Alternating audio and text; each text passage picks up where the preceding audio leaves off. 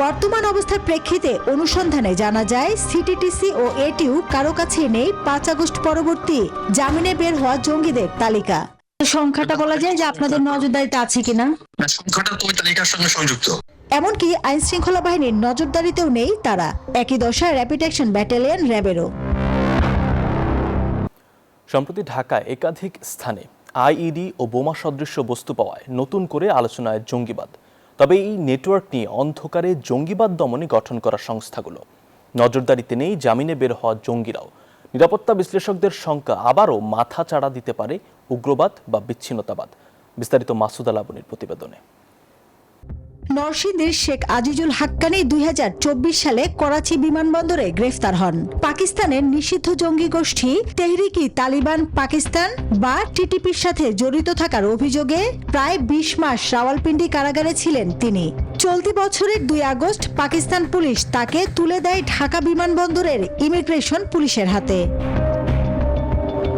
এরপর task force for interrogation বা TFI সেলের হাতে হাক্কানিকে হস্তান্তর করে পুলিশ।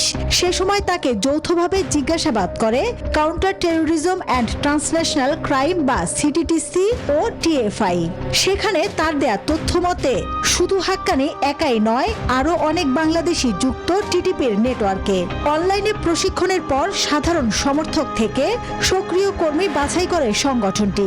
হাক্কানিকে জিজ্ঞাসাবাদে উঠে আসে ইঞ্জিনিয়ার ইমরান হায়দারের নামও। তিনিই নাকি টিটিপির বাংলাদেশ শাখার প্রধান।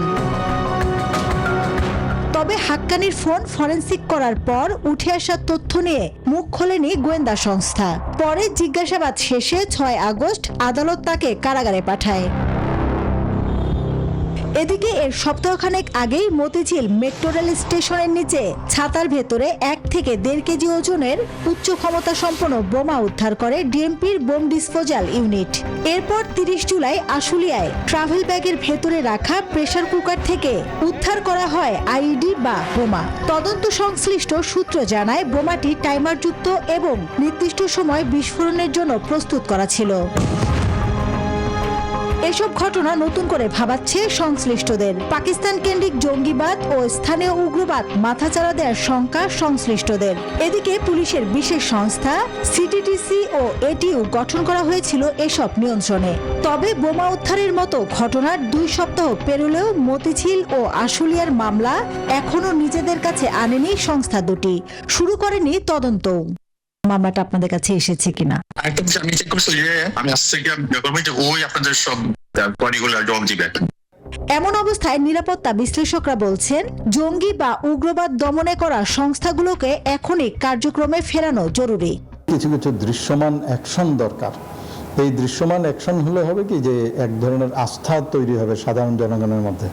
বাংলাদেশকে দুর্বল রাষ্ট্রে পরিণত করতে দেশি বিদেশি একাধিক নেটওয়ার্ক সক্রিয় থাকার শঙ্কাও প্রকাশ করছেন কেউ কেউ। সকল লাইন নিয়ে চিন্তা করতে হবে, চিন্তা করে এটার রুট যারা আছে সেটা তাকে বের করতে হবে, ওয়েদার ইট ইজ বাংলাদেশের ভেতরে ওর বাইরে। বর্তমান অবস্থার প্রেক্ষিতে অনুসন্ধানে জানা যায় সিটিটিসি ও এটিইউ কারো কাছে নেই 5 আগস্ট পরবর্তী জামিনে বের হওয়া জঙ্গিদের তালিকা। সংখ্যাটা বলা যায় যে আপনাদের নজরদারিতে আছে কিনা? সংখ্যাটা তো ওই তালিকার সঙ্গে সংযুক্ত। এমনকি আইন শৃঙ্খলা বাহিনীর নজরদারিতেও নেই তারা। একই দশা র্যাপিড অ্যাকশন ব্যাটালিয়ন র্যাবেরও।